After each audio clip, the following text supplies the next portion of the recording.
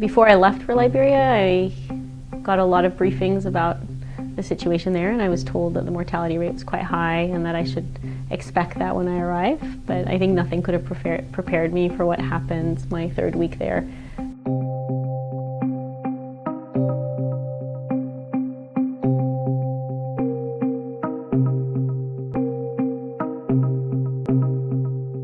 When I first arrived in Liberia, I assumed that most of the deaths would have been a consequence of tropical diseases. But then after I started working there, I realized that a lot of the reasons they were dying were generally diagnoses that kids survive in a high-resource setting. But they were presenting very, very late. They would often present at the point where they were in organ failure, for instance.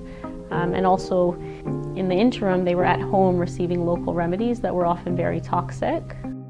Another huge contributing factor is malnutrition. You can have a healthy child develop pneumonia or a gastroenteritis, like a vomiting illness, and they'll recover quite quickly from it. But when you have a child who's severely malnourished, you end up with kids that are very, very ill and that are often hard to treat.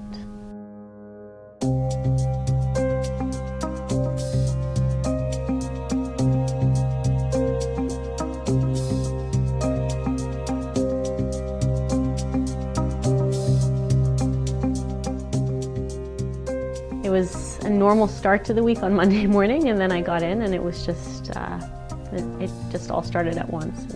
And kids were coming in really, really sick. We were resuscitating kids outside in triage, and by the end of the week we lost 23 kids in total in 1 week. The mortality rate had been high already, but that week was especially bad. And so we all got together and we started discussing what we could do to stop this.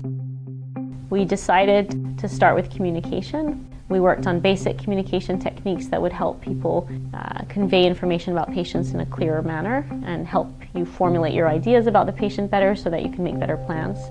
We worked on structured training most days and then more informal training. We worked on better 24-hour care. We decided to round twice a day rather than once. We noticed that the majority of patients that were dying in the evening hours, and so we started thinking about ways that we can address that. So we advocated and worked with the administrative team to hire an extra physician assistant that could help cover the nighttime hours so that they were less overwhelmed and had more time to care for the patients.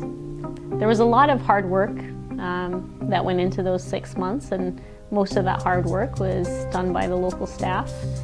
We certainly saw a correlating trend of the mortality rate, and it dropped drastically over the period of those quality improvement projects, and it was always really exciting to see the staff celebrate drops in the mortality rate, and then just when you think it couldn't get better, 2 weeks later it dropped a little bit more.